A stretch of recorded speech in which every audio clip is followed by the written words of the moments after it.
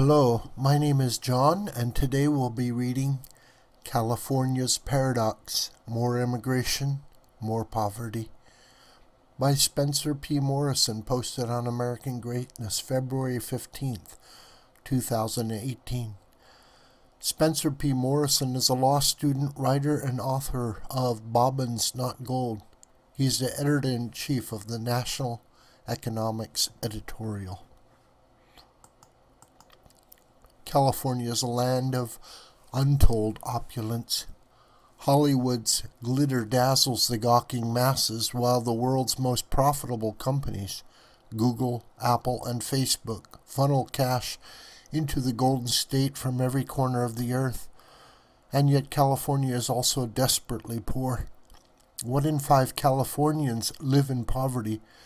The state's income inequality is worse than Mexico's, and untold thousands live on the streets. California is a dystopia. How can so much wealth and poverty coexist? This is the California paradox. It was not always this way. California used to be home to America's largest and most affluent middle class. Now it is a playground for the rich and a prison for the poor. How did the Golden State become America's poverty capital? Fear and loathing in Los Angeles. According to the U.S. Census Bureau's official poverty measure, California's poverty rate hovers around 15%, but this figure is misleading. The Census Bureau measures poverty relative to a uniform national standard, which doesn't account for differences in living costs between states. The costs of taxes, housing, and healthcare are higher in California than in Oklahoma, for example. Accounting for these differences reveals that California's real poverty rate is 20.6%, the highest in America. This is nearly twice the national average of 12.7%. Many Californians live in abject poverty. In fact, 1/4 of all homeless Americans live in California, according to a recent report from the New York Times. More than 1/4 of the total homeless population nationwide lives in California, roughly 114,000. The vast majority are unsheltered, a more bureaucratic term to describe the thousands living on the streets, under freeways, and tucked into grassy fields and parks in cities all around the state. This figure does not account for the many thousands more who are temporarily homeless during a given year, nor does it include people living in rundown tenements without access to modern amenities. Finally, income inequality in California is the second highest in America, behind only New York. In fact, if California were an independent country, it would be the 17th most unequal country on earth, nestled comfortably between Honduras and Guatemala. Mexico is slightly more egalitarian. As it happens, California is far more unequal than the social democracies it emulates. Canada is the 111th most unequal nation, while Norway is far down the list at number 153 out of 176 countries. In terms of income inequality, California has more in common with banana republics than with other social democracies. This is exceedingly ironic, and it speaks to socialism's failure in California. How California's big government causes poverty. High taxes, excessive regulations, and a lavish welfare state. These are the standard explanations for California's poverty epidemic. They have some merit. For example, California has both the highest personal income tax rate and the highest sales tax in America. PolitiFact reports, California has the highest top-tier income tax and the highest state sales tax in the nation. California's top-tier income tax rate is the highest in the nation at 13.3%. Everyone who lives here or visits pays California's highest in the nation sales tax rate of 7.25%. While very few Californians actually pay the top marginal income tax rate, everyone pays the sales tax. This means that people who spend a higher proportion of their income on consumables like gasoline or food, in other words, the working class, are hurt the most by sales taxes. Sales taxes are inherently regressive and make life more expensive for those who can least afford it. Not only are California taxes high, but successive progressive governments have swamped the state in a sea of red tape. Onerous regulations cripple small businesses and retard economic growth. Kerry Jackson, a fellow with the Pacific Research Institute, gives a few specific examples of how excessive government regulation hurts California's poor. He writes in a recent op-ed for the Los Angeles Times. Extensive environmental regulations aimed at reducing carbon dioxide emissions make energy more expensive, also hurting the poor. By some estimates, California energy costs are as much as 50% higher than the national average. Jonathan A. Lesser of Continental Economics, author of a 2015 Manhattan Institute study, Less Carbon, Higher Prices, found that in 2012, nearly 1 million California households faced energy expenditures exceeding 10% of household income. In certain California counties, the rate of energy poverty was as high as 15% of all households. Some government regulation is necessary and even desirable, but most of California's regulations go beyond that. There is virtue in governing with a light touch, but this concept is lost on California's Democrat-controlled government.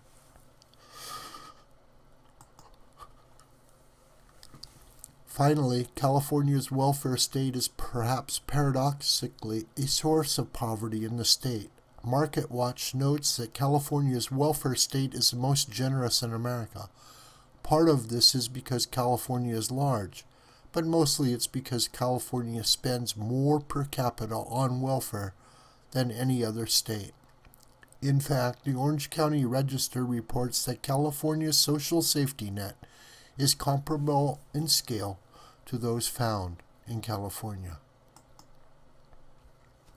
In California, a mother with 2 children under the age of 5 who participates in these major welfare programs, temporary assistance for needy families, supplemental nutrition assistance program, food stamps, housing assistance, home energy assistance, special supplemental nutrition program for women, infants, and children, would receive a benefits package worth $30,828 per year. Similar benefits in Europe range from $38,588 per year in Denmark to just $1,112 in Romania. The California benefits package is higher than in well-known welfare states such as France, $17,324, Germany, $23,257, and even Sweden, $22,111. But doesn't a welfare state help the poor? Ideally, yes, but reality is messy. The welfare state presents 3 main problems. First, it incentivizes poverty by rewarding the poor with government handouts that are often far more valuable than a job. This can be ameliorated to some degree by imposing work requirements on welfare recipients, but in practice, such requirements are rarely imposed and even more rarely enforced. Second, welfare states are expensive This means higher taxes and therefore slower economic growth and fewer job opportunities for everyone, including the poor. The simple fact is this: working people don't need welfare. Therefore, the socialist goal should be to create jobs rather than care for the jobless. Why this eludes the left is a mystery to me. Finally, welfare states are magnets for the poor. Whether through domestic migration or foreign immigration, poor people flock to places with generous welfare benefits. This is logical from the recipient's perspective, but makes little sense from the taxpayers. Welfare states attract people who want welfare, and this is the primary reason why socialism and open borders are fundamentally incompatible. Exploring the deeper cause of California's poverty. High taxes, oppressive regulations, and socialism undoubtedly hurt California's economy, but they are just the surface effects of a deeper cause. In reality, it is immigration that is primarily to blame for California's abnormally high poverty level. Since 1960, California's population exploded from 15.9 to 39 million people. The growth was almost entirely due to immigration. Many people came from other states, but the majority came from abroad. The Public Policy Institute of California estimates that 10 million immigrants currently reside in California. This works out to 26% of the state's population. This figure includes 2.4 million illegal aliens, although a recent Yale University study suggests that the true number of aliens is at least double that. Modifying the initial figure implies that nearly 1 in 3 Californians is an immigrant. This is not to disparage California's immigrant population. My own mother is an immigrant. But it's madness to deny that such a large influx of people has changed California's society and economy. Important for our purposes is the fact that immigrants vote Democrat by a ratio higher than 2 to 1, according to a report from the Center for Immigration Studies. In California, immigration has increased the pool of likely Democrat voters by nearly 5 million people, compared to just 2.4 million additional likely Republican voters. Not only does this almost guarantee Democratic victories, it also shifts California's political midpoint to the left. This means that to remain competitive in elections, the Republicans must abandon or soften many core positions so as to cater to the new center. California became a Democratic stronghold, not because Californians became socialists, but because millions of socialists moved there. Immigration turned California blue. California is America in 20 years. For decades, the adage went, as California grows, so does the nation. In the past, this was a message of hope. Now it is a stark warning. Today, California is plagued with poverty and homelessness, admired in higher taxes and pointless regulations. It is a place of extremes, where opulent palaces overlook tent cities and crumbling slums. This is America's future if nothing happens to stop it. Right now, America is home to some 45.6 million immigrants, an all-time high, with 1.5 million people arriving every year. On top of that, between 12 million and 20 million people live in the United States illegally. This is not to disparage illegal immigrants, but Americans must acknowledge the political, social, and economic consequences of mass immigration. considered that the last presidential election Democrats won without immigrant voters was that of Lyndon B. Johnson in 1964, excluding Ross Perot's vote-splitting antics in 1992. Immigration turned California blue, and will turn America blue too, unless Congress reforms our broken immigration system. This video is a production of School of the White Crane.